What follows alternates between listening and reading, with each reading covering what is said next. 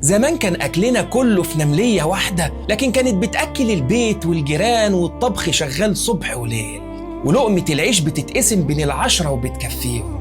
لكن دلوقتي البيت فيه أكتر من تلاجة وكل واحد وقدامه طبقه ومفيش حد شبعان. زمان كنا بننام 10 على الأرض وبنغرق في النوم، لكن النهاردة كل واحد ليه سريره وتكييفه والليل كله أرق ومفيش نوم.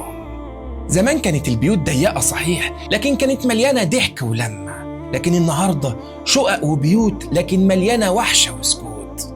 زمان كان الطفل بيلعب بالطين وبعروسة من قماش وبيضحك من قلبه، لكن دلوقتي الطفل قدامه التابلت وأحدث الألعاب ومع ذلك زهقان وبيعيط.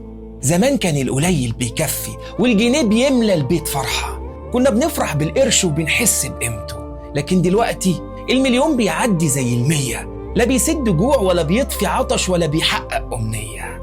زمان كان أكلة العدس والفول النابت بتدي طاقة ورضا، لكن دلوقتي سفرنا عليها أطباق ملهاش آخر لكن لا طعم ولا شهية. زمان كان الفرح في القليل والضحكة طالعة من القلب، لكن دلوقتي كل حاجة كتيرة حوالينا لكن وشوشنا تعبانة وأرواحنا مرهقة. زمان كان الجواز بملاليم والقلوب مليانة محبة، لكن النهاردة الجواز بملايين والبيوت مليانة صراعات ومشاكل.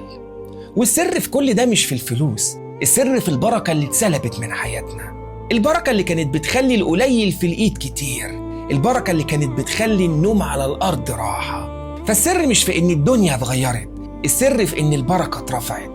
البركة اللي لما بتروح بتسيب وراها قلوب فاضية شقيانة بتدور في سراب وعمرها ما هتشبع ولا هترضى.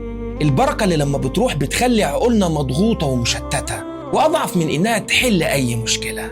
البركة اللي لما بتروح بتخلي الحياة مهما كان شكلها جميل من بره بالنسبة ليك جحيم مش قادر تتحمله.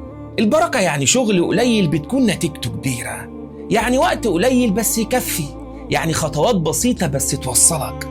انت عارف يعني ايه ربنا يسلب من حياتك البركة؟ يعني مهما جريت في الحياة هتحس انك متأخر، يعني مهما حصلت منها هتحس انك محتاج، وعلى طول حاسس ان الرزق مش مكفي وان طاقتك خلصانة.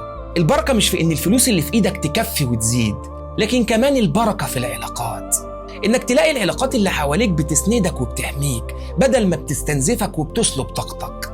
الخلاصة ان البركة طاقة من ربنا وحده. واسمع ربنا بيقول ايه: ولو أن أهل القرى آمنوا واتقوا لفتحنا عليهم بركات من السماء والأرض ولكن كذبوا. فلما بعدنا عن طاعة ربنا اتسلبت مننا بركته. فلو عايز البركة ترجع لبيتك من تاني فلازم تصون حق ربنا فيه. لما نرضى بالقليل ونجبر بخواطر بعض، ساعتها بس هتلاقي الرغيف بيكفي والضحكة بترجع والقلوب مرتاحة والنفوس مليانة خير. لما البركة تجيلك هتلاقي عيالك شبعانين بلقمة صغيرة، هتلاقي نفسك مرتاح في نومتك على فرشة بسيطة. لما البركة تجيلك هتلاقي نفسك فرحان بكلمة وقلبك رايق وكأن الدنيا لسه بخير.